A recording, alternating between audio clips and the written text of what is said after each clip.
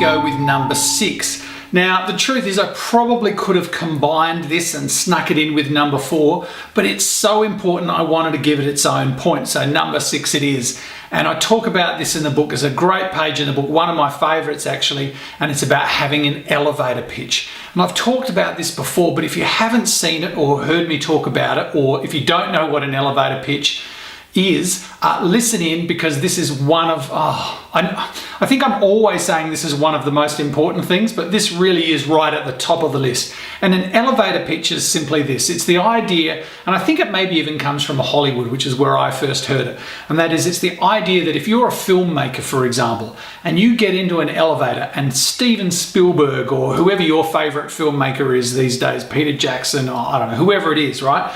Gets into the elevator, the doors close, he pushes, let's say number 5, you've got until you get to level 5 to give him your elevator pitch, your idea for a film or your idea for, whatever it is you're trying to do, which means you've got a very finite amount of time where you've got someone's captive attention. And it's exactly the same in a conversation. People are judgmental buggers, they're going to decide really early on whether they want to keep talking to you or whether they're going to look for the earliest possible exit from the conversation. And likewise, they're going to judge your brand. They're going to judge what you're about and, what kind of things you have to offer. And an elevator pitch is something that you can absolutely decide in advance of who you are, what you do, and what you're looking for. Okay, and I'm not talking about being, big noting and saying, I'm this and that and all that sort of stuff, right? This is quite simply, hey, you know what? This is what my name is and this is what I'm looking for. And, it's got to be succinct, okay? And the reason I say this is the amount of people I have come to me and they and about what they're thinking of doing and stuff. That's great if you're talking to your, guidance counselor, your career guidance counselor. Okay, or just a counsellor or a psych or whatever it is you go and see, right? And if you're trying to work that out, that's fantastic. But a boss isn't there to help you work that out. You're supposed to work that out and then go to them. And that doesn't mean you can't have more than one elevator pitch. Okay, I know that if you've seen some of my other videos, you've maybe heard me talk about this, but I can't stress enough. If you're trying to get into, let's say, design, okay, I'll go with that because I'm not a designer, okay, but let's say you're trying to get into design and you meet someone who's the creative director of a design studio. Your elevator pitch can be, oh my God, I'm so into design, maybe not the oh my God bit, okay, I'm so into design and I've always wanted to work for a design studio, like yours. I've seen the work you've produced. Only say that if you have actually seen the work they've produced, otherwise they'll say, oh yeah, what did you like, and you'll get caught out. That can be your elevator pitch. And then you might go and talk to a client. So a client, someone who has their own business, who has in-house designers. Your elevator pitch then shouldn't be, oh, I really want to work for a design studio, because they're not a design studio and they're going to go, oh, okay, well, if you come and work for me, you're just going to leave the first chance you get because you want to go and work for a design studio. So your elevator pitch can then be another part of the truth. And I'm not talking about lying just to get a job. I'm talking about you've got this overall goal and you're allowed to break it down into little bits, because your career path, most likely, if it's anything like mine, if you're here now and you want to get to here, you're probably going to do a bit of this, zigzag along the way.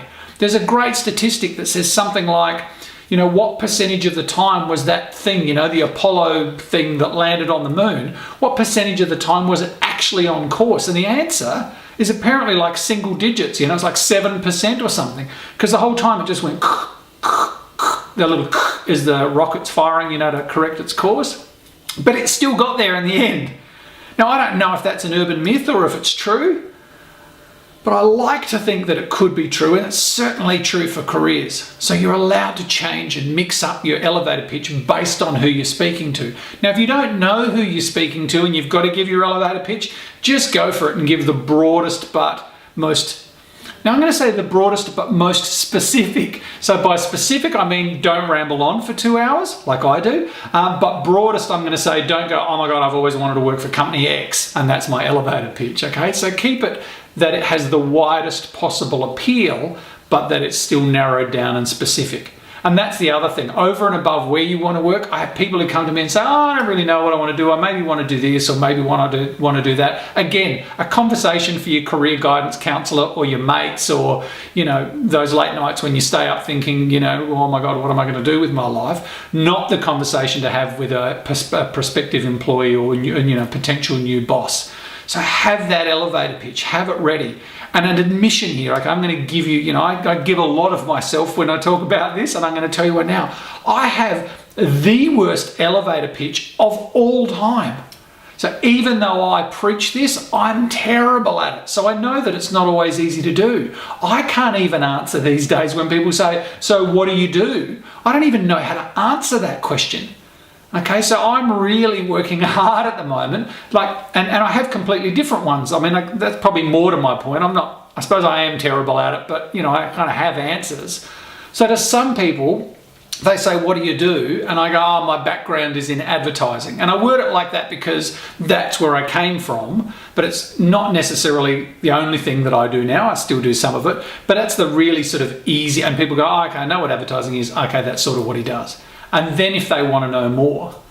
But then to other people, I might say I'm an author. I mean, I've written 3 books now, so I'm an author. And so, you know, creative consultant is one that I use, or a marketing consultant, because I do all those things, but it's a very complex question for me to answer.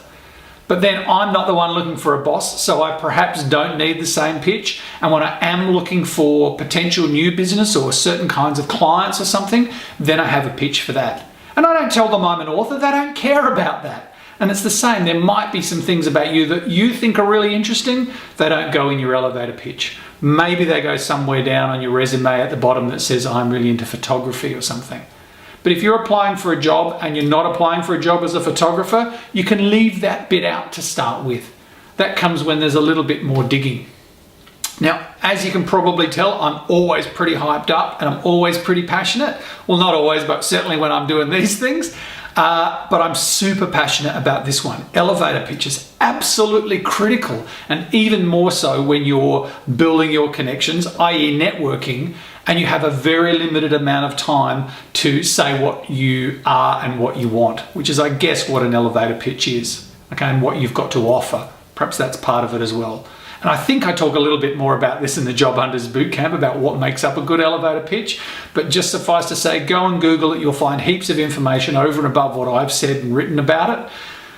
Can't stress enough how important this is. So number 6, elevator pitch. Get one, make it a good one, make it a good more than one, because you're allowed to have more than one, and keep refining it. You don't have to stick with one for the rest of your life, okay? It's going to change as your experiences and goals and credentials change.